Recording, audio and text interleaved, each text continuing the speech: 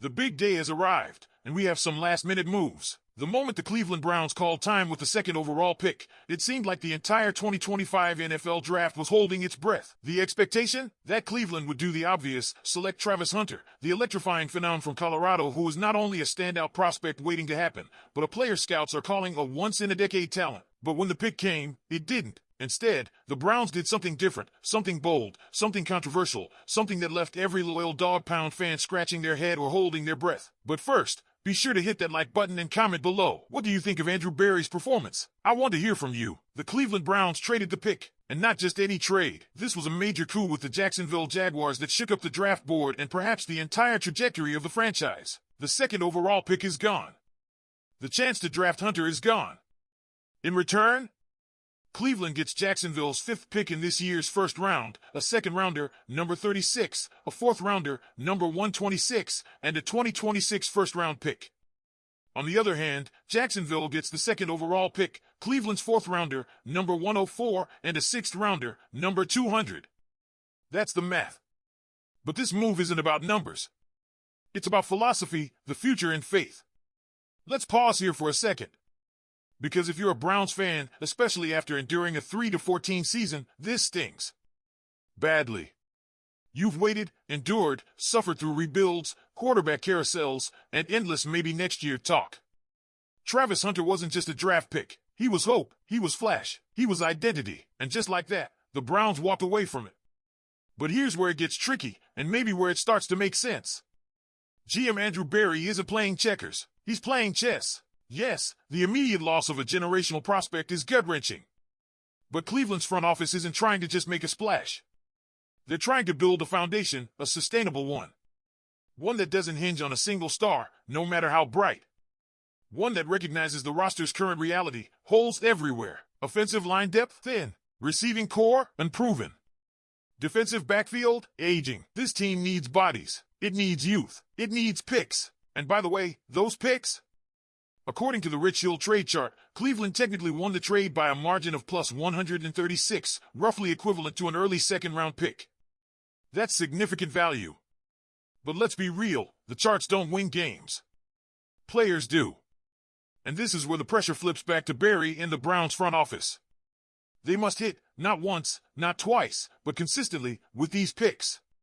The margin for error just shrank dramatically. Let's zoom out for a second. This isn't the first time Cleveland has stared down the barrel of a draft day gamble. Longtime fans will remember the Julio Jones trade, passing up on a future Hall of Famer for a package of picks that never truly panned out. The ghosts of draft decisions past loom large in Cleveland. That history makes moves like this one feel even riskier. And yet, there's something different in the air this time. Something intentional.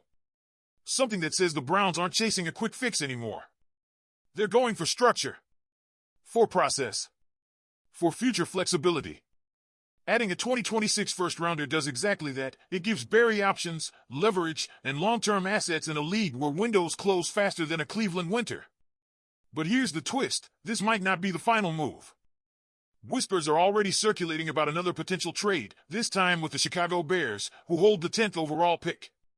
If that deal goes down, Cleveland would be moving even further back, potentially grabbing another treasure chest of picks.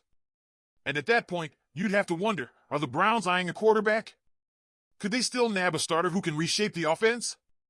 Or are they simply stockpiling, preparing to reconstruct this roster from the inside out?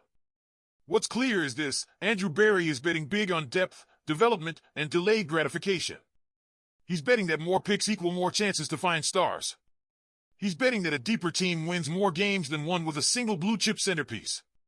But what do you think, Browns fans? Is this the right move? Can you stomach the weight, the uncertainty, and the risk? Or did Cleveland just fumble away a future All-Pro for the illusion of long-term success? Drop your thoughts in the comments. Because here's the thing, moves like this one, they're not made in a vacuum. They reflect something deeper. A shift in how the Browns want to be perceived.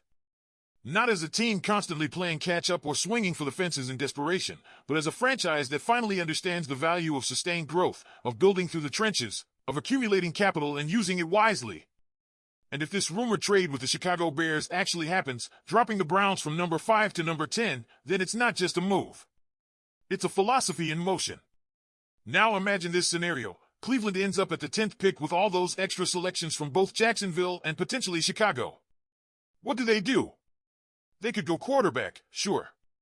A fresh face to challenge the current situation under center. But they could also beef up the offensive line, snag a top-tier edge rusher, or grab a wide receiver with WR1 potential, all of which this roster desperately needs. With so many positions in need of an upgrade, the real power becomes having options. And that's exactly what Andrew Berry is collecting, options. But here's where we level with reality. Every option comes with its own risk. Every additional pick is just another shot in the dark unless you hit on it. Cleveland's front office now carries the burden of proof. This trade, and possibly the next, has to yield results. Browns fans are too smart, too loyal, and frankly too tired of being told to trust the process to be fooled by potential alone. They want action. Wins. Playoff pushes. And they want to believe this isn't another chapter in a book that never quite turns the page. Let's not sugarcoat this. Passing on Travis Hunter is a seismic decision. This is a guy who didn't just excel at one position, he dominated on both sides of the ball. A two-way Heisman winner. The kind of talent that brings energy, identity, and ticket sales. Losing out on him isn't just about what he could have brought on the field. It's about what he represents: boldness, excitement, a new era. Trading away that chance requires enormous conviction in the plan you're building. It says you believe in what's coming more than what's available now. And whether that turns out to be brilliance or a blunder will depend entirely on what happens next. One thing is certain, the eyes of the league are on Cleveland. Front offices are watching to see if Berry's gamble pays off. Analysts are breaking down the trade chart to justify or condemn it. Fans? They're on the edge of their seats, and not for the usual drama. This time, it's not about dysfunction. It's about direction. Finally. And if the Browns do move again with Chicago, the conversation shifts even further. Dropping to number 10 would all but remove them from contention for either of the perceived can't-miss players in this draft, Hunter and linebacker Abdul Carter. But what they lose in star power, they could gain in long-term utility. More picks means more flexibility. It also means more pressure. Because at some point, all this maneuvering has to produce players. Not just depth pieces. Starters. Game changers. Let's not forget what led us here. Cleveland's 3-14 campaign wasn't just a bad year, it was a reckoning.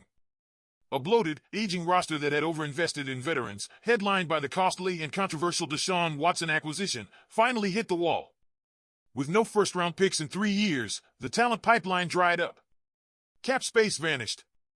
And the Browns were left exposed, both on the scoreboard and in the front office. This draft wasn't just about adding players. It was about rebooting the entire organization. And maybe, just maybe, that's what this trade represents, a radical reset. A moment when Cleveland said, enough is enough. No more shortcuts. No more swinging and missing. No more trying to outdo a championship roster. The Browns are starting over, and they're doing it their way. Was trading away the chance to draft Travis Hunter the right decision? Let us know in the comments. Don't forget to like this video and subscribe to the channel. Go Browns!